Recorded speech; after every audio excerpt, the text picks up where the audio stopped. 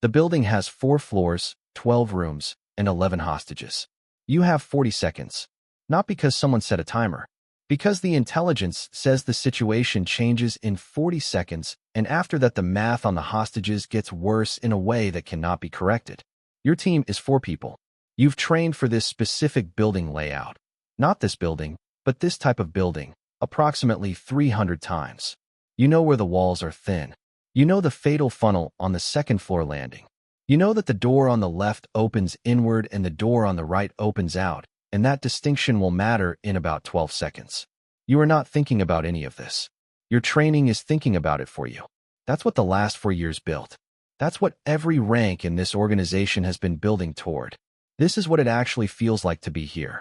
In the next few minutes, you're going to live every rank inside the most selective and secretive direct action unit the United States military has ever produced. Not the Hollywood version. Not the memoir version where everything is compressed into highlight moments and clean outcomes. The real version. The version where the selection course breaks people who had no business being broken by anything. Where the years of training accumulate into a kind of competence that doesn't have civilian language for it. Where the operations happen in places that won't appear in any official record for 20 years, and the people who conducted them are sitting in ordinary houses in ordinary suburbs, and their neighbors have no idea. You're going from a soldier who doesn't know if he has what this unit requires, all the way to the operator whose judgment is the last word in the room. Every rank has its own world, its own standard, its own version of what it costs to belong here. Let's find out if you make it. Level 1, the candidate. Fort Bragg, North Carolina. The assessment and selection course. You have been awake for 31 hours. You don't know that with precision because they took your watch at hour 6. What you know is that your feet have covered somewhere between 40 and 60 miles of the Appalachian terrain. You can't be certain because the route has been modified 3 times without explanation, and the ruck on your back currently weighs 62 pounds and has weighed 62 pounds since the beginning regardless of how your body feels about that number. There are no rankings posted, no times called out, no feedback given. The cadre watch you. They write things down. They say almost nothing. This is the design. The selection course is not testing your physical capacity. Any special forces soldier arriving here has physical capacity. It's testing what you do when there is no feedback, no external validation, no social scaffolding of performance. When the only information available is the distance remaining and whether you're still moving. The challenge of selection is not the ruck marches. The challenge is the silence. You have been trained your entire military career in environments that give you data. Cadre who respond to performance. Peers who react to what you're doing. Metrics that tell you where you stand. Here, nothing. The cadre are present and unreachable. The other candidates are not competitors in any visible sense. There's no shared course, no comparative timing. You are alone inside your own performance with no external reference point, except whether you reach the checkpoint before the window closed. That window is always there. You never know exactly when it closes. Around hour 40, something happens to most candidates. The part of them that has been performing, for the cadre, for some imagined audience, for the version of themselves that wants to be seen succeeding, goes quiet. Because there's nobody watching in the way that part of them needs. What's left, when that part goes quiet, is the actual question. Do you keep moving because someone is watching, or do you keep moving because stopping is not something you're willing to do? Selection is finding out which one it is. Hour 57. A navigation point in terrain that does not cooperate. Your map says the checkpoint should be visible from this ridgeline. It is not. The light is going. Your feet have problems you've stopped cataloging. You have 2 choices. Reassess the navigation from the last confirmed point, which costs 40 minutes minimum, or commit to a line across the terrain that your reading of the map says is probably right. You sit down, not to rest, to think. You spread the map. You work backward from the last confirmed point with the precision of someone who has been doing this for 16 hours and whose brain is operating at a capacity he cannot fully assess. You find the error. A contour line you misread 40 minutes ago. You adjust. You move. The checkpoint is where the corrected navigation says it is. The cadre member at the checkpoint writes something down. He does not tell you what it is. Selection ends on a day you don't expect it to end. A cadre member finds you on a trail and tells you to get in a vehicle. You don't know if you passed until you're sitting in a room and someone tells you. You passed. What comes next makes selection look like the easy part. Level 2, the Operator in Training, OTC. The Operator Training Course. 6 months minimum. Potentially longer. The unit will not graduate you until you are ready. There is no fixed timeline. There is a standard, and you either meet it or you continue training until you do, or you don't and you return to your previous unit with skills you'll never be fully able to explain. The OTC covers every discipline the unit employs: advanced marksmanship, close quarters battle, explosive breaching, combat medicine, surveillance and reconnaissance, advanced driving, static line and freefall, maritime operations, language training, and a category of instruction called deliberate targeting that you will understand the full weight of only after your first operational deployment. The instruction is conducted by the operators of the unit. The men teaching you have done everything they're teaching. The gap between the curriculum and the application is zero. But here's what no one talks about. The OTC's primary challenge is not the volume of material. You're a special forces soldier. Volume of material is not new. The challenge is precision at speed under stress in a culture that has no tolerance for the distinction between almost right and right. The marksmanship standard alone, shooting that would qualify as elite in any other context, is, here, the floor. Not the ceiling. The floor. The place from which the actual training begins. You spend 6 weeks on fundamentals that you thought you had mastered and discover the gap between what you were doing and what the unit does, measured in fractions of an inch at 200 meters. And then the question is whether you can close that gap under conditions that replicate, as closely as a training environment can, the conditions of actual operations. You close it. Mostly. The parts you haven't closed, you know precisely. That precision of self-knowledge, knowing exactly where your gaps are rather than having a general sense that you're good enough, is itself something the OTC builds. The final CQB evaluation. A full building clearance, multiple rooms, multiple threat and non-threat targets mixed, conducted at operational speed, graded on weapons handling, decision-making, team integration, and target discrimination. You've run this course 240 times in the preceding months. Not this specific configuration. The configuration changes every run. But the skills, the movement, the decision architecture. The evaluation runs 6 minutes and 40 seconds. You make one decision in room for that. Afterward, you reconstruct and examine for approximately 2 hours. Not because it was wrong. Because you made it in a fraction of a second and you want to understand the mechanism, what your brain was reading, what training pattern produced the output. The decision was correct. Understanding why correct is the difference between this unit and every other unit you've been in. You get your flash, the unit's symbol, worn in specific ways that mark membership in a community the public doesn't have clear sight lines into. You are now an operator, not a fully developed one, a new one, which in this unit means you are the person who shuts up, listens, and moves fast. Everything you've done until now was the prerequisite. The actual education starts on your first deployment. Level 3, the Junior Operator. This is where most people think the story starts. It doesn't. This is where it gets real.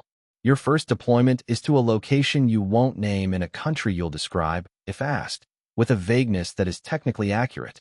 The forward operating base is austere in a way that Fort Bragg never was. The infrastructure is functional and nothing more. The mission tempo is what the intelligence picture determines, and the intelligence picture in this environment changes faster than any training scenario prepared you for. Your team is 8 operators. Your team sergeant has 11 years in the unit. He has forgotten more about this work than you currently know, and he is aware of this, and he manages the gap with a patience that you will only appreciate years later when you are on the other side of it. You are the newest person on the team. That status communicates itself without announcement. The Junior Operator's challenge in Delta is the challenge of integration. You are individually capable. The OTC confirmed that. The question now is whether your individual capability can be subordinated to and multiplied by the team's collective capability, which means knowing when to act on your own judgment and when to defer to the team's established patterns without the explicit instruction that would resolve the ambiguity in a lesser unit. This unit doesn't resolve the ambiguity explicitly. It expects you to read it. You read it wrong twice in the first month. Not in ways that produce bad outcomes. In ways that produce outcomes slightly less good than the team's optimal. The debrief is precise and direct, and contains no comfort that isn't operationally useful. You recalibrate. The third operation, you read it right. Nobody says anything. The team moves to the next phase of the operation. In this unit, being included in the next phase without comment is the acknowledgement. An intelligence-driven direct action mission. A specific individual, a specific location, a specific window. Your team is the assault element. The building is not as the intelligence described. Not wrong, incomplete. A second structure adjacent to the primary that the imagery didn't capture, occupied, potentially hostile. Your team sergeant makes a decision in approximately 3 seconds that modifies the plan while maintaining its objective. He communicates it in 9 words on the radio. You understand all 9 words immediately and move accordingly. That's integration. Not performing the original plan. Performing the modified plan as a unit, in real time, without the modification requiring explanation because the shared mental model is complete enough that 9 words is sufficient. You had that level of integration with your SF team after 2 years. You have it here, on this team, after 4 months. That's what this unit builds faster than anything else. 2 deployments. Operations you won't number. A reputation inside the team that is built the same way all reputations in this unit are built, by what you do when it matters and how you handle the debrief when you could have done it better. You've been here 3 years. The team sergeant watches you differently now. Not like the new guy. Like the next one. Level 4, the senior operator. 5 years in the unit. You are no longer the newest person on anything.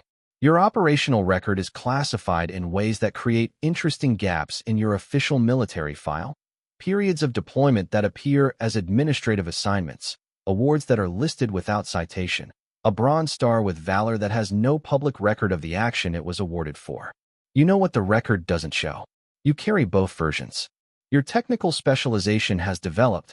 Every operator in this unit builds depth in specific disciplines alongside the baseline. Yours is deliberate targeting, the intelligence-driven process of identifying, locating, and planning operations against specific individuals.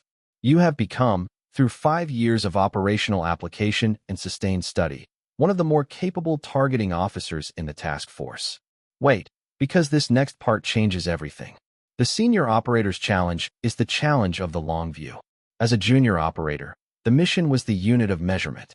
Did the mission achieve its objective? Was the team's performance up to standard? Was your individual contribution to the team what it should have been? At 5 years, the unit of measurement has expanded. You're thinking about campaign effects, whether the targeting cycle is producing strategic outcomes or producing tactical results that don't accumulate into anything durable. Whether the intelligence picture is being read correctly at the operational level. Whether the mission tempo is sustainable for the team in a way that preserves the decision-making quality that makes this unit's operations different from every other unit's operations. These are not junior operator questions. They are the questions that distinguish an operator who will have a long career in this unit from one who will be excellent and then leave. You are asking them. That means something.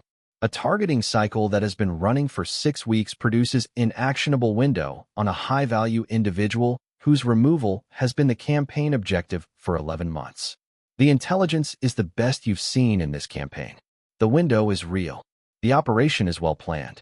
And something in the pattern of the intelligence, a specific detail in how the source reporting has developed over the preceding 72 hours, produces a concern you can't fully articulate in the pre-mission brief.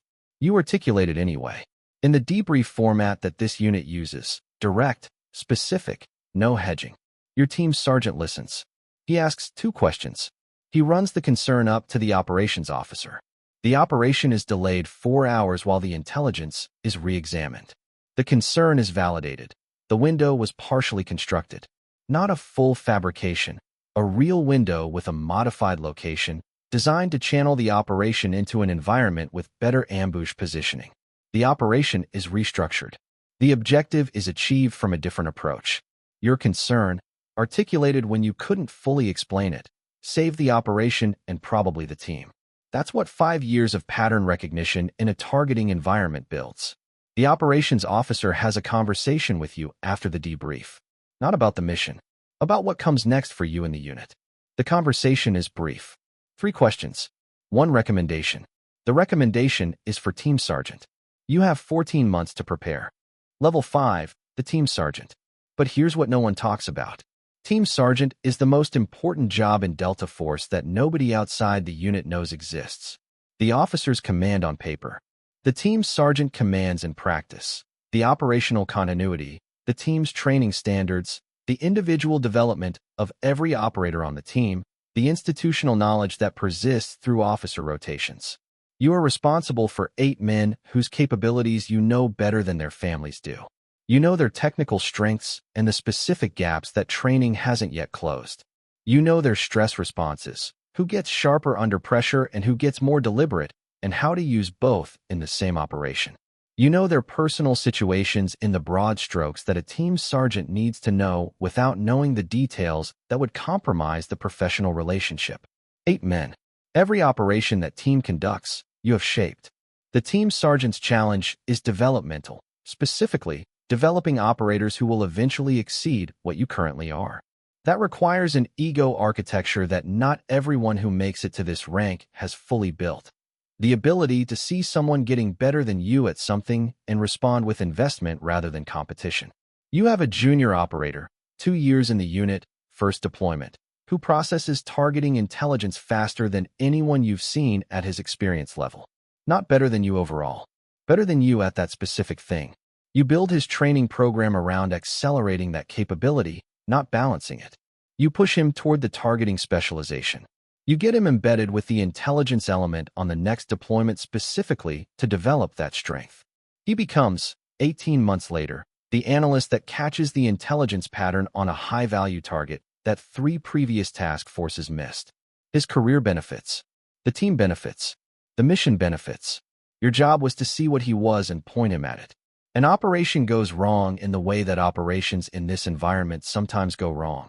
Not through failure of planning or execution, but through the fundamental unpredictability of environments where the other side adapts. One of your operators is wounded. Not critically. A wound that will require evacuation and a recovery period but will not end his career. The immediate medical management is handled correctly by the team's medic. Your job in the subsequent 12 minutes is to complete the objective, manage the casualty, communicate with the command element, and maintain the team's operational coherence in a situation that has 3 simultaneous demands. You do this. Not gracefully. There is no grace in 12 minutes like that. You do it correctly, with the accumulated automation of 10 years in this unit that allows the conscious mind to work on the complex problem while the trained responses manage the immediate ones. The objective is achieved. The casualty is evacuated. The team is intact. In the debrief, you go through every decision in those 12 minutes with the same precision you'd apply to a training evolution. You find 2 things you do differently. You document them. You integrate them into the team's training. 10 years in, your team has conducted operations in 9 countries. Your operational record, across the classified and unclassified portions of your file, represents a body of work that a small number of people in this building can fully read and a smaller number can fully contextualize. The squadron commander has a different kind of conversation with you now. Not about your team, about the squadron. Level 6, the operations officer. The operations cell. The room where the targeting cycle, the intelligence picture, the operational planning, and the command decisions come together into the mission orders that the teams execute. You are the senior operator voice in this room. The intelligence officers are exceptional. They know the picture. The commanding officer has the authority. You are the person who knows what the teams can do with the picture in the time the window allows. That translation function, from intelligence to executable operation, is the operations officer's primary value. The operations officer's challenge is the management of risk at scale. As a team sergeant, your risk calculus was about your 8 men and the specific operation. At the operations level, you're managing risk across multiple teams, multiple concurrent operations, an intelligence picture that is always incomplete, and a command authority that is sometimes receiving pressure from above that creates timelines incompatible with sound operational planning. That last pressure, the operational tempo pressure from above, is where your team sergeant experience is most valuable and most tested. You know what the teams can absorb. You know when the tempo is exceeding the sustainable rate in ways that will eventually produce errors that a lower tempo would have prevented. You push back on that timeline. Every time it's warranted. In writing, Because the teams are your responsibility even when the decisions that affect them are made above your level. A simultaneous dual-target operation, 2 teams, 2 objectives, coordinated timing to prevent target compromise between operations. The intelligence picture changes 12 hours before execution. Not invalidated, shifted. One target has moved. Still locatable, different location, different approach requirement. You have 12 hours to rebuild the approach plan for the second team while maintaining the first team's plan and the coordination timing. You work through the night with the intelligence element. The revised plan is briefed at 0400. The commanding officer approves it at 0430. The teams execute at 0200 the following night. Both objectives achieved. 0 casualties. The commanding officer writes 1 line in his assessment of the operation. Operations officer maintained plan integrity under compressed timeline and deteriorating intelligence picture. 1 line. In a classified document, almost nobody will read. That's the operations officer's recognition system. You knew this when you took the job. 12 years in the unit. Your name, in the specific network of people who know this organization's internal history, carries a weight that the rank doesn't fully explain. The next conversation is about commanding a squadron. That's not a step up. That's a different job entirely. Level 7, the Squadron Commander. A Delta Squadron. Approximately 200 operators, support personnel, intelligence analysts, and attached enablers. Multiple teams. Multiple concurrent deployments. A geographic area of responsibility that spans, depending on the current operational requirement, multiple countries and multiple time zones. You command this. Not by being in every room, you can't be. By building a command climate in which every team sergeant knows the standard, every operations officer knows the intent, and every operator knows that the decisions made at their level will be supported up the chain as long as those decisions are within the unit's standard of professional conduct. That command climate is the product of everything you've built since hour 57 of selection when you sat down on a ridgeline and worked out a navigation problem alone. But here's what no one talks about. Squadron command in this unit is where the operational and the political converge in ways that the team level never required you to manage. The unit operates within a command structure. That command structure has relationships with interagency partners, CIA, NSA, DIA, and organizations that have other names. Those relationships produce intelligence. They also produce pressure, operational requirements that originate from institutional interests that don't always align perfectly with the unit's operational judgment. Your job is to maintain the unit's integrity, its standards, its decision-making quality, its professional culture, while operating inside a system that has legitimate authority over the unit's employment and not always complete visibility into the costs of how it employs it. You manage this the same way you've managed every tension in this career, with precise documentation, direct communication, and the accumulated credibility of 12 years of correct decisions that gives your pushback institutional weight. A campaign is producing results that look correct on the metrics the command authority is tracking. You've been watching a different metric, the quality of the intelligence driving the targeting cycle, and over 6 months you've seen a degradation that the operational results haven't yet reflected. That gap between metric quality and operational results closes eventually. Always. The question is whether it closes before or after a significant error. You write a campaign assessment that documents the intelligence degradation with specific examples across the 6-month window. You present it to the task force commander. The presentation takes 40 minutes. The task force commander requests an independent intelligence assessment. The assessment confirms your analysis. The targeting cycle is restructured. The degraded sources are reevaluated. The tempo is adjusted. The error that was coming doesn't come. Nothing in the public record reflects that assessment. The error that didn't happen doesn't appear anywhere. You know what didn't happen. That's sufficient. 15 years. The unit's history, over the past decade, contains your decisions at every rank. The operators you developed as team sergeant are now team sergeants themselves. The operations officers you worked with are squadron commanders. The institutional culture of this organization has your fingerprints on it in ways that are invisible from the outside and visible to anyone inside who knows the history. There is one conversation left, the one that doesn't happen often. Level 8, the commander. You've been in this unit for 18 years. The command, The entire organization. Every squadron. Every operator. Every operation running right now in locations that won't appear in any public document for 2 decades. The room goes quiet when you walk into the Joint Operations Center. Not because of the rank. Because 18 years of this specific work at every level of this specific organization has produced an authority that the command authority only formalizes. You've buried people. Not many. This unit's selection and training and standards exist specifically to minimize that number, but not zero.